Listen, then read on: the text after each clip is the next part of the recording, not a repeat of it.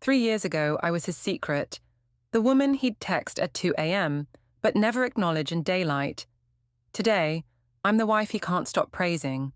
The difference? A chance encounter with a black woman who taught him what real love looks like.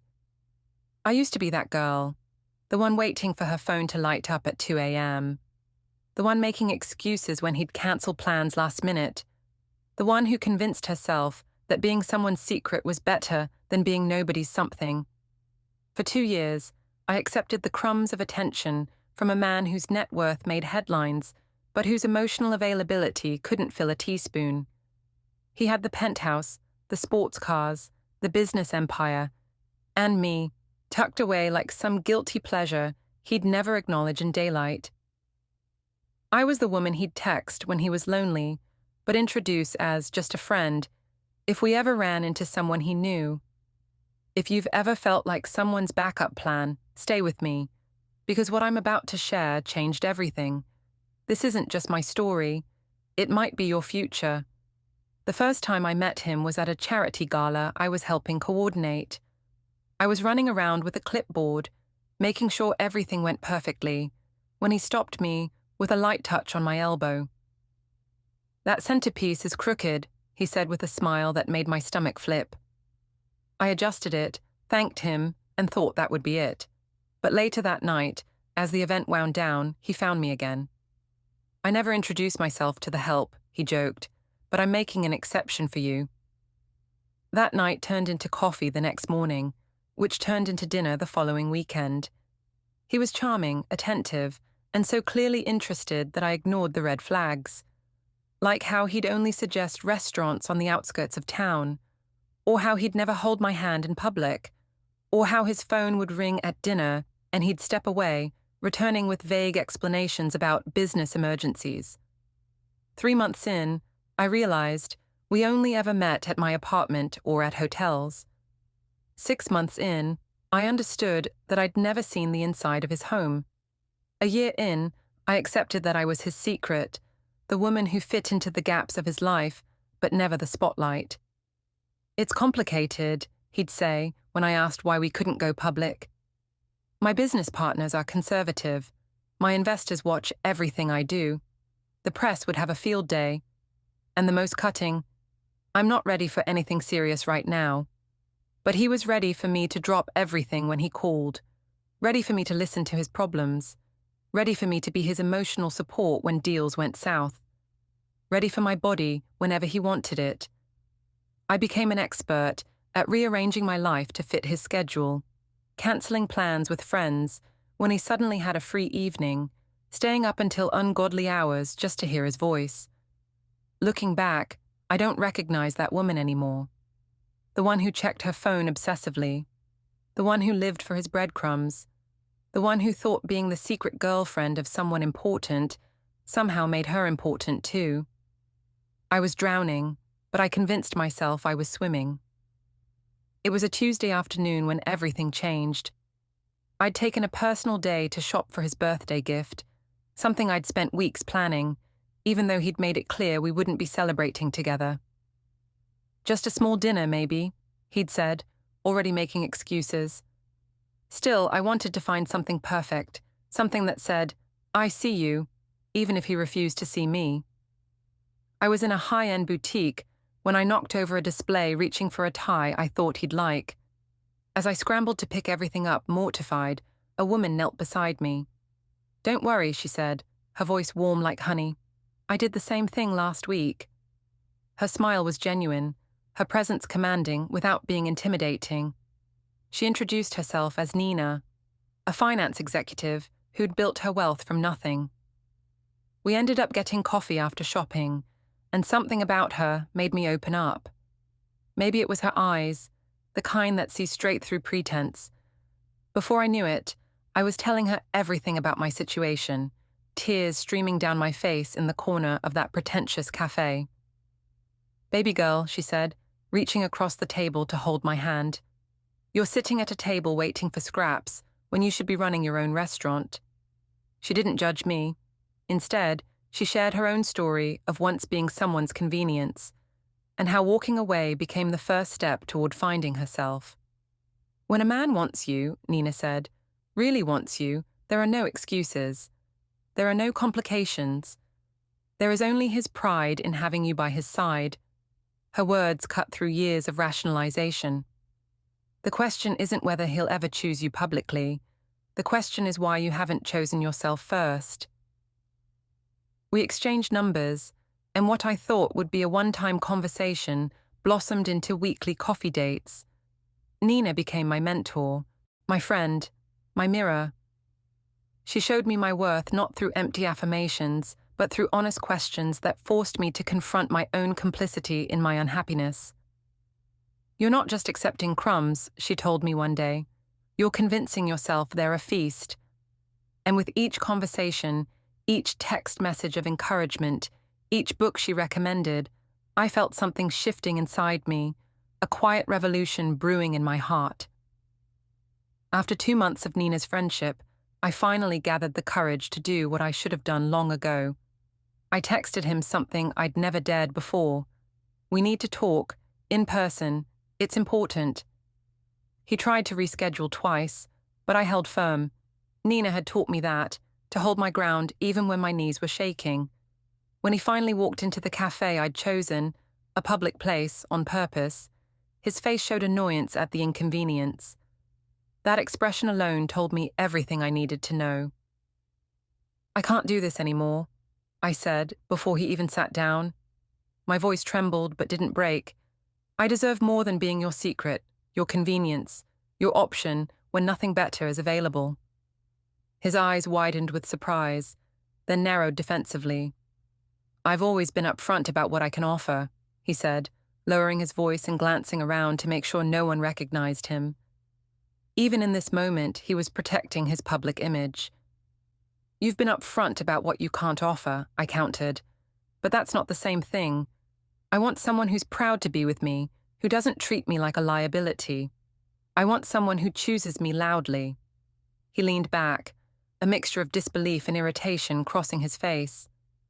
"You're being dramatic. I've been good to you. The gifts, the trips." "We're all on your terms," I interrupted. "Always when it fit your schedule, always when no one would see us. I'm not for sale, and I'm not for hiding." Then came the ultimatum that Nina had helped me rehearse for days. "Either we build something real, something you're not ashamed of, or we end this now." His response was a long silence followed by, "You know it's not that simple. My life is complicated." "No," I said, feeling strangely calm despite my racing heart. "It is that simple. Love isn't complicated. Shame is." I stood up, placed money for my untouched coffee on the table, and walked out. He called my name once softly, not wanting to create a scene. I didn't look back. Outside, I texted Nina. "I did it." Her response came instantly. "Now, the real journey begins." For 3 weeks, my phone stayed silent. No late-night texts, no thinking of you messages, nothing. The withdrawal was physical. I'd wake up reaching for my phone, heart sinking when there were no notifications. But each day got a little easier, especially with Nina checking in daily, reminding me that my worth wasn't tied to his validation. The months after our confrontation were the hardest and most beautiful of my life. Nina became my anchor, refusing to let me drift back into old patterns. "Healing isn't linear," she'd remind me on days when I'd wake up missing him. "But it is inevitable if you stay the course." She introduced me to her circle of friends, powerful women who'd built their lives on their own terms. Among them was a therapist who offered me 6 free sessions, saying simply, "Pay it forward someday." Those sessions helped me understand the childhood wounds that had led me to accept such limited love, to mistake attention for affection. I deleted dating apps and focused inward. Nina suggested I write down everything I wanted in a relationship, not just what I thought I could get. "Dream from your worth, not your wounds," she said. I started a journal, filling it with standards that once would have seemed impossible. I reconnected with friends I'd neglected, rebuilt my career with newfound focus, and even took a solo trip to a place I'd always wanted to visit. Each step forward was a victory against the gravity of old habits. Nina taught me to recognize my patterns. You dim your light around powerful men, she observed one day. Stop that. Your brightness doesn't diminish theirs, unless their light was never real to begin with. She made me practice speaking up, holding eye contact, claiming space in conversations. 4 months after the confrontation, I barely thought about him anymore. I'd moved to a new apartment, changed my hair, and started taking evening classes in business administration. Build your own empire, Nina had advised, then you'll never be impressed by someone else's. It was at a networking event for one of my classes that I saw him again. I'd volunteered to introduce the keynote speaker, a successful entrepreneur I admired. As I walked confidently to the podium, I spotted him in the audience, his expression shifting from shock to something I couldn't quite read. After my introduction, I returned to my seat, heart hammering but head high. When the event ended, I was chatting with classmates when I felt a tap on my shoulder. "You look different," he said, standing there in his perfectly tailored suit. "I am different," I replied, not unkindly, but without the eagerness that would have once colored my voice. "Can we talk?" he asked.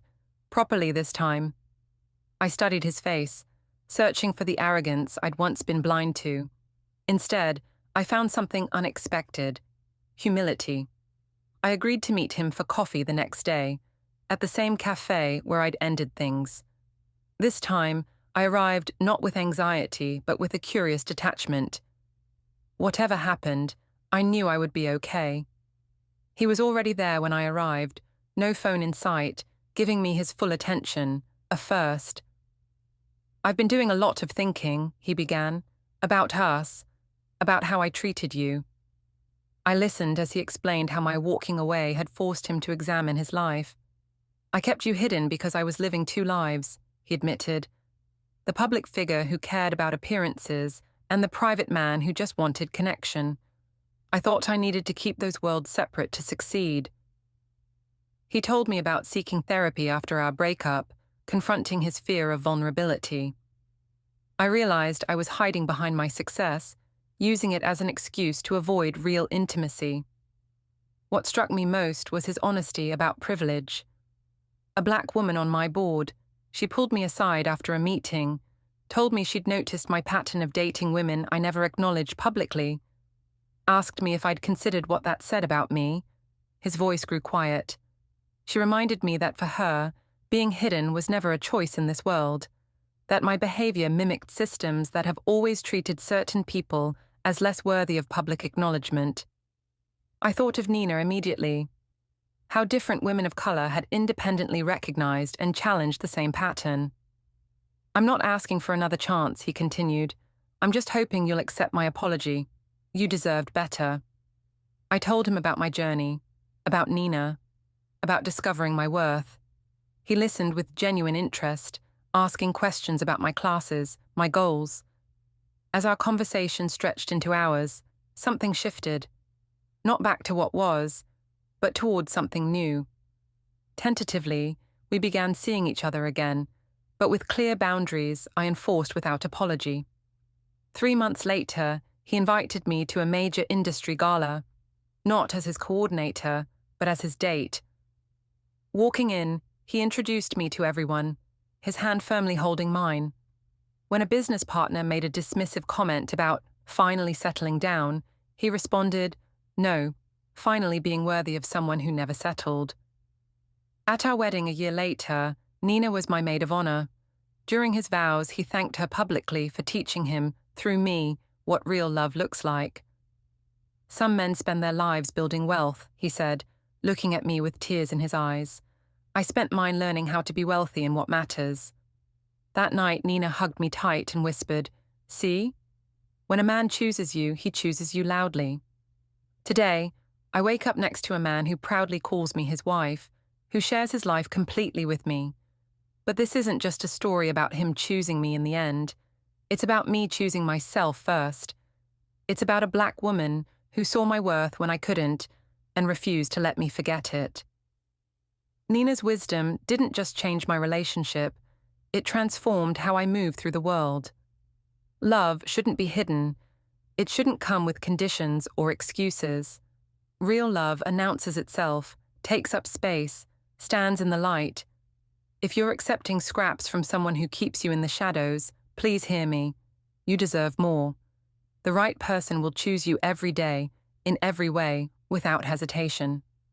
Start by choosing yourself. Set the standard. Walk away if needed. Your worth isn't determined by someone else's willingness to acknowledge it publicly. When you truly believe that, everything changes.